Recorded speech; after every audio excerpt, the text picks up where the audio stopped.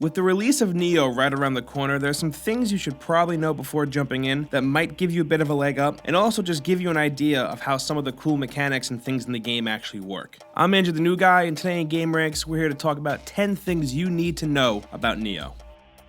Starting off at number 10, we have video options. Nioh offers a few different ways to play the game, and it really helps to tailor it to how you want the game to look and play. The regular PlayStation 4 has 3 different modes, and then the PlayStation 4 Pro has 4 different ones. On PS4, there's movie mode, which focuses on higher quality graphics, locked in at 30 frames per second, action mode that focuses more on giving a stable frame rate at 60 frames per second, and then movie mode with variable frame rate, which is a mix of the two. The PS4 Pro has 4 different ones, 2 of them which only work with a 4K display. There's movie mode, which offers a stable 1920 by 1080 resolution with high quality anti-aliasing at 30 frames per second. Action mode that offers 1920 by 1080 resolution with 60 frames per second. And then there are the 2 modes that work with a 4K display. Movie mode, which offers a 3840 by 2160 resolution at 30 frames per second. And then action mode that gives you 1920 by 1080 resolution with locked in 60 frames per second. Rise of the Tomb Raider had different modes like this, and there was a noticeable difference. And being able to play that game locked in at 60 frames per second was awesome. Up next, at number 9, we have the game's length. According to a head developer of Nioh, it'll take around 70 hours to complete this game. Now, in the past, there have been games that claimed to have a ton of gameplay time, but was truthfully about half or so about what was actually stated. So even if this game does get us 35 to 40 hours, that's still not bad at all. The game supposedly has 20 main missions and 100 side missions, and that's a good amount of content, that's a good amount of missions, and there are people who were able to blast through some of those missions in the beta and the alpha within 15 or 20 minutes, but it seems like that's a small group of people, and for most players, it is taking a lot longer than that. It's also unclear right now if there's any endgame content or a new game plus mode of any kind. I mean, most Dark Souls players will say that Dark Souls doesn't actually start for you until you beat it that first time and start New Game Plus, and seeing that Nioh is very similar to those series of games, it might be the same case here if there's a New Game Plus, and that right there doubles your playtime. But even without any of that, it seems like there's still a good amount of game here to play.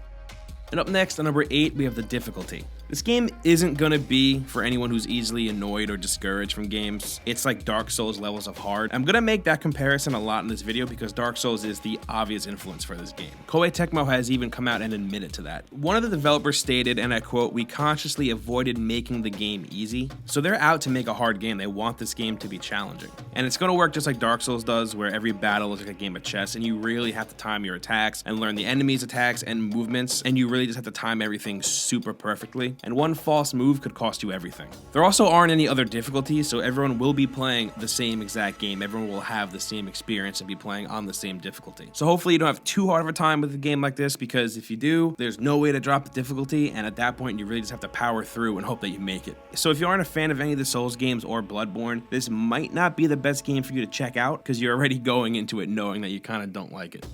And up next, number 7, we have Japanese folklore. Nioh makes use of a ton of Japanese folklore in this game. For example, most of the enemies you fight in the game are actually based off yokai. And yokai are demon or ghost or just supernatural monsters that pop up in different Japanese folklore. For example, one of the enemies in the game is based off the idea that all inanimate objects have souls, and when those objects are neglected or go unused, they can become an angry ghost. And the idea behind this is to make sure that you treat all of your things well and with respect, and you're just grateful for what you have. And this is really cool. I love stuff like this. Part of what made God of War so cool was the mythology behind it. Seeing these different gods and monsters that I've always read about and had a prior knowledge of pop up in the game. And while my knowledge of Japanese folklore isn't too good, I do know a little bit, and it'll be really cool if I can pick out things in Nioh.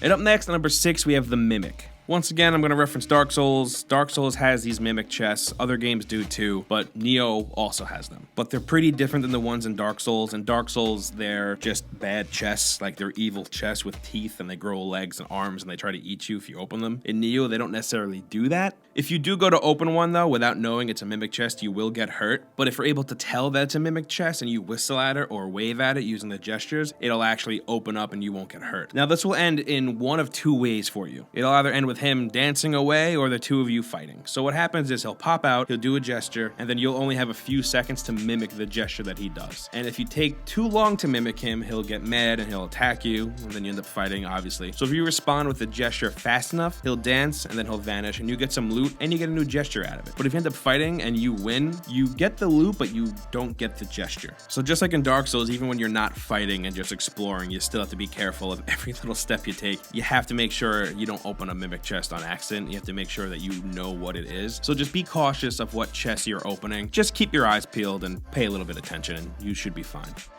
And up next, number 5, we have the loot system. Nioh has a really cool loot system. This isn't something that's like brand new for this game. Other games have had this, but it's worth mentioning because for a game like this is the right way to handle loot. Just like other games, there are semi-random drops, and seeing that you're always working to get stronger and better gear, you could be swapping gear in and out quite a bit. But here, it's different. It's not like Destiny where you're constantly changing out your gear as you drop it. One thing Nioh does, which is awesome, is it makes it possible to use inferior and older items without being at that much of a disadvantage. The more you use a weapon, the stronger that weapon actually becomes, and you can also take superior weapons and reforge them into your older weapon to bring the stats up. You can also do the same thing with perks. You can re-roll these weapons to get different random perks, so you're not stuck with the same ones on that old weapon for the entire game. So yeah, Nioh really does seem to have an awesome take on how you go about looting things.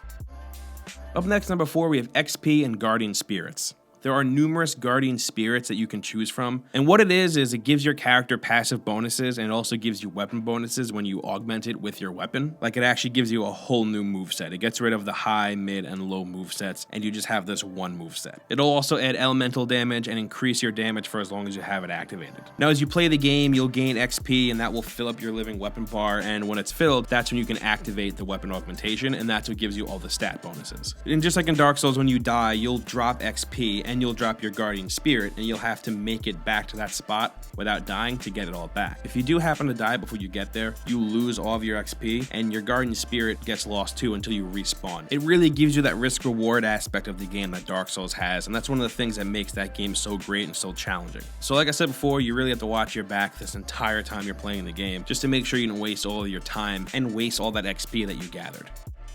And up next, number 3, we have the combat. So I'm gonna make the comparison again. The combat in Nioh is very similar to Dark Souls. But one big difference is the lack of the backstab, which was like the thing to do in Dark Souls. So when you attack an enemy from behind, it would trigger this quick animation of you stabbing the enemy in the back, and it would take away a good chunk of their health. Here in Nioh, they don't have that. Instead of getting a backstab, you get a damage multiplier for any attacks that are made from behind, which I don't know what'll be more effective, that or the backstab. And I guess depending on what weapon you have and what enemy you're fighting will make it more or less effective, I guess. And you also have a stamina bar, which if you've played Dark Souls, you know the hell that stamina bar will put you through. So it's super important to keep an eye on it, because every attack, roll, movement, hit will deplete that stamina bar. And if you run out of stamina, you could be fucked. Not only will you not be able to dodge attacks, if you have 0 stamina and you're hit by an enemy, or if that attack brings you to 0, you'll be stunned for a short amount of time, and that leaves you open to attacks. And this is a great way to die really quick if you aren't careful.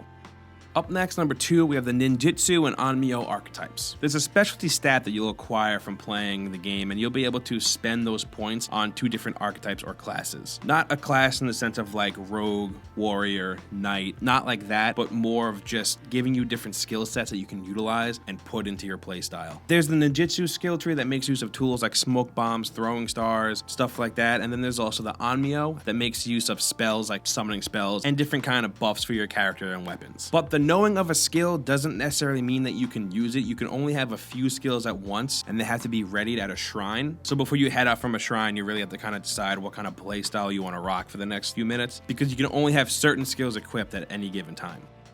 And up next, number 1, we have the stances. So the past few points have been very combat heavy because, as you can see, there is a lot to the combat in Nioh. The stances is the final piece of the puzzle, and this makes it really interesting. It's a really interesting aspect of the combat. You have 3 different stances: high, mid, and low. Each stance has different attack power, how much damage you can block, and how quickly you can dodge attacks. There's the high stance that dishes out more damage than the other 2 stances, but also has the slowest attacks, so it leaves you open to more attacks from enemies. And dodging in this stance also gives you the most recovery time, but blocking takes a hit here. And then there's the mid stance, which seems to be a good mix of all 3 stances. You'll do moderate damage, you'll have the strongest block, and you'll also have an average dodge with average recovery speed. And finally, there's the low stance, which has the fastest attacks but deals the least amount of damage. It has good blocking power and has the fastest dodge. I've played both the beta and the alpha, and I must say that the high stance is my pick. But then again, in any game I play, if there's choice between a character with heavier, slower attacks or weaker, faster attacks, I always go with the faster attacks. That's just how I like to play my games. And those are 10 things you need to know about Nioh. But I want to know what you guys think. Meet me down in the comments. Let me know what you guys think of this game. If there are any other tips or interesting facts that you know about Nioh, please put them down there and let me know. And hitting that like button really helps us out. And if you guys didn't already know, we put videos out like this every single day. And the best way to get them is to subscribe to the channel. And once again, I'm Andrew the New Guy, and I'll see you next time right here on gameranx.